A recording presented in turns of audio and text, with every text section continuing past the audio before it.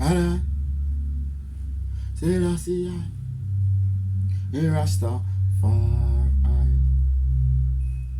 Marcus, Mosiah, Garvey, Len, and Owell,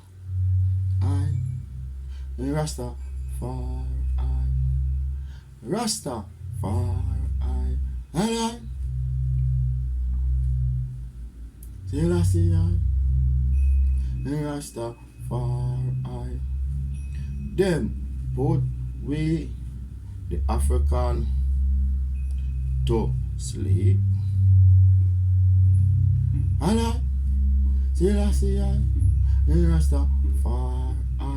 Them put we the African to sleep.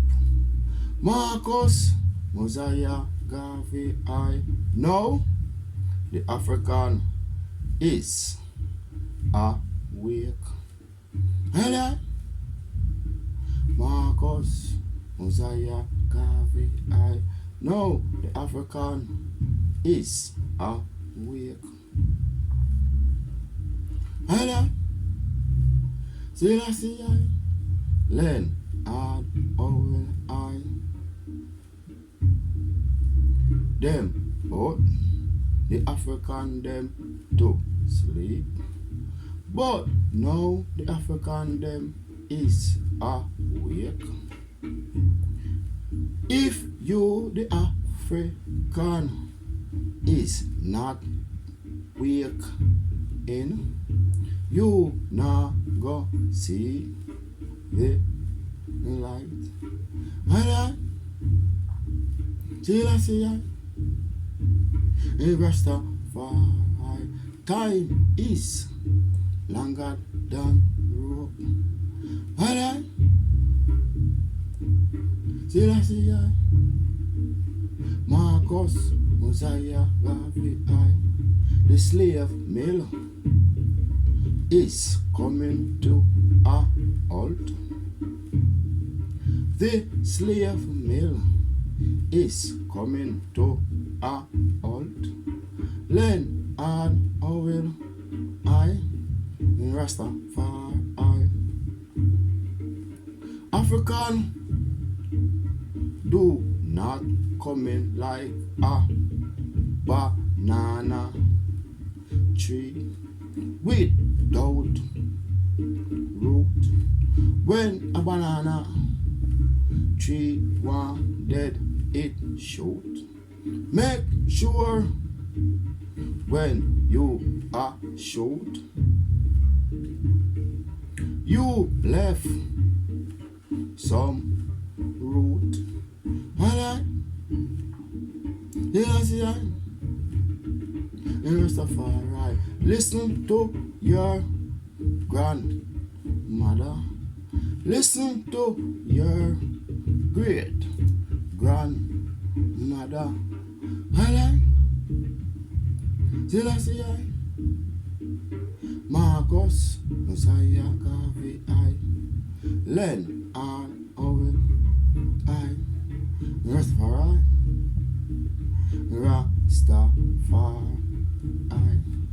Listen to your great grandmother. Listen to your grandmother. Hello? Ladies and gentlemen, who was Marcus Garvey? Who was this man whom Bishop Ransom of the AME Church called the mightiest prophet of the age?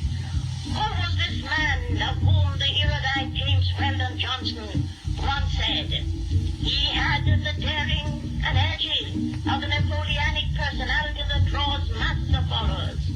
He stirred the imagination of the masses as no other leader ever had. In the course of time, this man, Garvey, brushed aside the Goliath of the first independent nation in the Caribbean, and it became Jamaica's first national hero.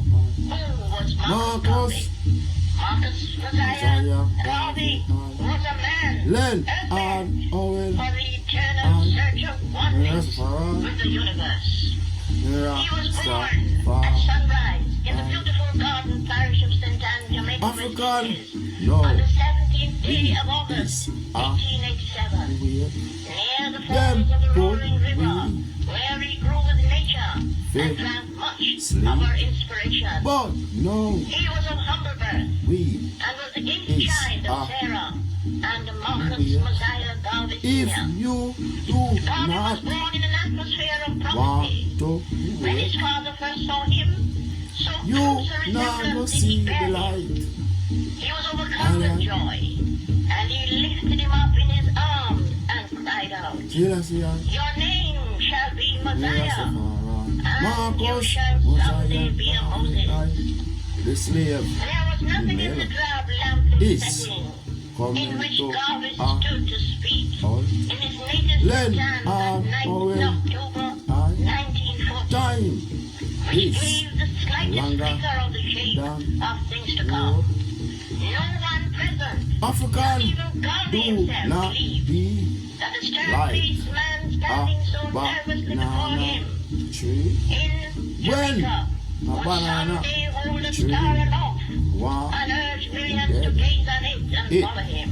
show Marcus Make Garvey sure set out on the lonely trail African of when smashing you many are of the preconceived ideas you which made the left black man some inferior in root his thinking. you Not just left to some believe that he was belonging to a vicious Hello? and predestined evil race, jealousy that God and the angels yes were of white, alright that Marcus he, the black man, personified the Mosiah devil, who Garvey was reputedly black, Len that he was the Owen likeness of black magic and misfortune, yes of alright the son of Ham, Mira a hewer of wood and drawer of water, and that all Listen the creation of the to dominant white civilization calculated to grand foster the concept of white supremacy listen was to ordained by God. your grand Garvey was an angry mother man.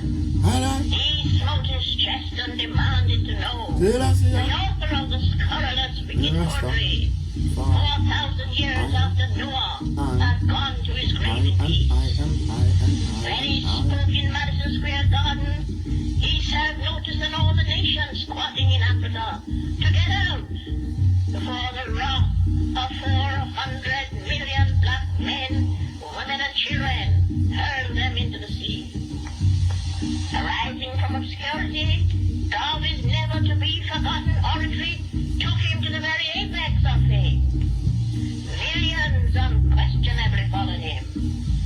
Such were the conditions of his people bowed down with inferiority complex for hundreds of years that Garvey visibly touched to tears and compassion in the deliverance of his message emphatically thundered. Up, ye mighty race, you can accomplish what you will. The black man of yesterday has disappeared from the stage of human activities forever, and in his place stands a new man, erect, conscious of his manhood and rights, and fully determined to preserve himself at all costs.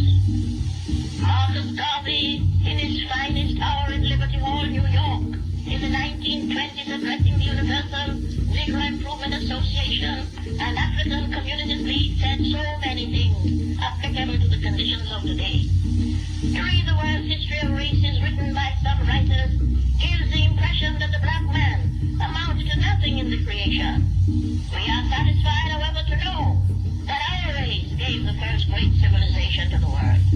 For centuries, our ancestral home was the seat of learning, and here black men who were fit for the gods were philosophers, scientists, artists, and men of vision and leadership. On the other hand, our producers were groping in darkness and continental barbarism. Black men, you were once great, and you will be great again. Great men have come out of Egypt, out of Ethiopia, out of Africa, Sahara.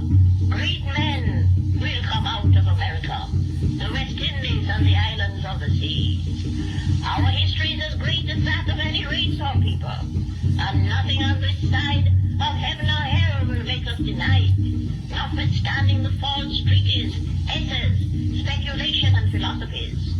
Their arrogance is but skin deep, and an assumption that has no foundation in morals nor law. When we were embracing the sciences on the banks of the Nile, when our Their ancestors were still running naked and sleeping in holes with bats, rats, and other animals. Hello?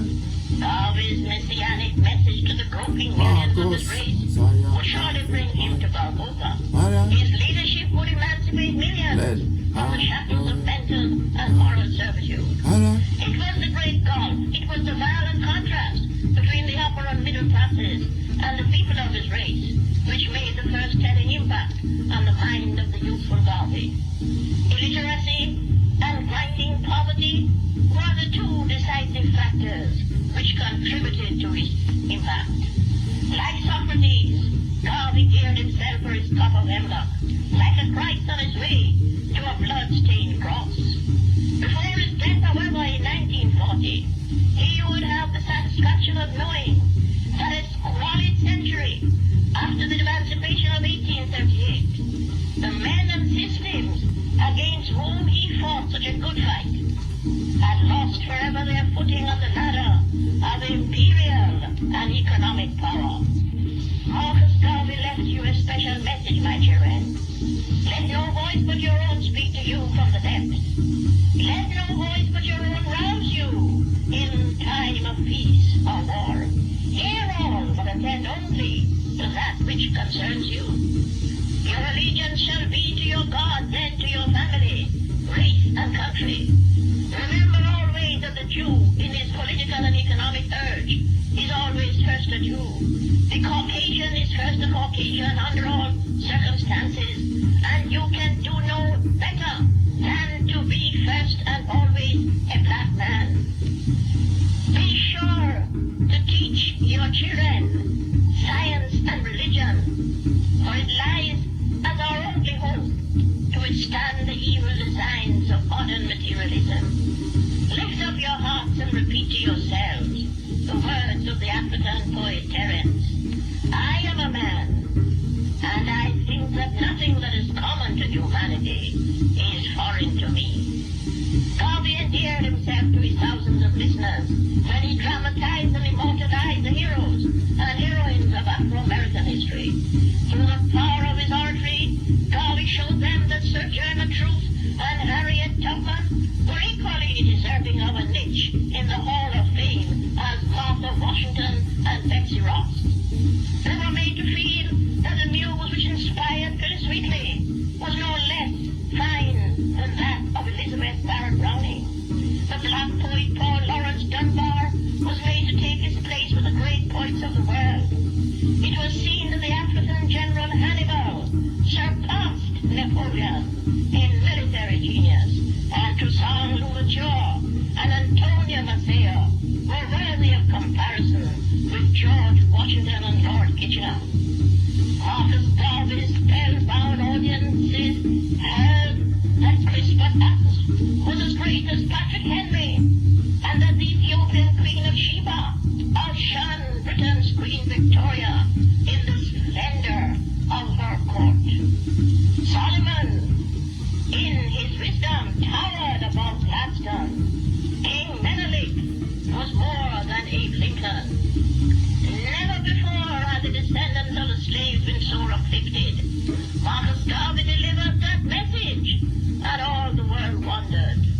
Africa for the Africans, those at home and those abroad. It was the same message delivered 4,000 years before by the Jewish patriot. Let my people go. Ladies and gentlemen, at the end of his journey, we pause to assess his work and worth. We find that Marcus Garvey has left his people in America at the crossroads of history and destiny. The now 38 independent states in Africa are the first of the fruits of them that slept in the chronology of his prophecy. To quote his own words, Hail, United States of Africa, hail. Also Trinidad and Tobago, Barbados, Guyana, and his own homeland, Jamaica, still on the wave of freedom. The Associated States within the British Commonwealth of Nations, Grenada, Antigua and Barbuda, Montserrat, St. Kitts and Nevis, St. Vincent, St. Lucia, Dominica and Willa as the British Virgin Islands, flying the flag of freedom and independence and echoing the voice of Marcus Garvey. Whatever his failings, Marcus Garvey brought fresh hope and courage to his people.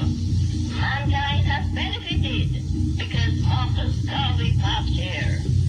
And who knows, but someday posterity will confirm him in the title of the Black Moses.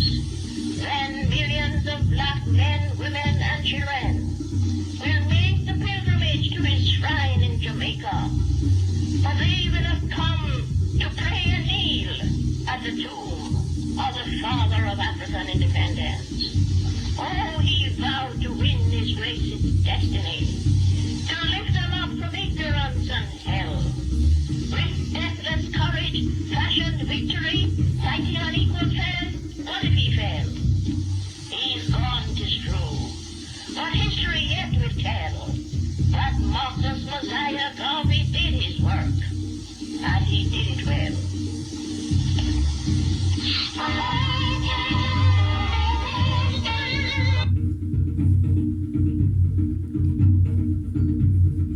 Hello. Jealousy. Rastafari. Marcus. Mosiah. Garvey. Len. All. Owen. Rastafari. Rastafari. African. We are waking up. Them. But we sleep. But now we are waking up. African, wake up. If you do not wake up, you now go see the light. Marcus, Mosiah, Garvey, the slave mill is coming to a halt. Time is longer than rope. African, do not be like a banana tree without root. When a banana tree was dead, it should. Make sure, African, when you are short, you left some road. Alright, till I see I, Rastafari, Marcus, Mosiah, Garvey, Len, all, Owen, Rastafari,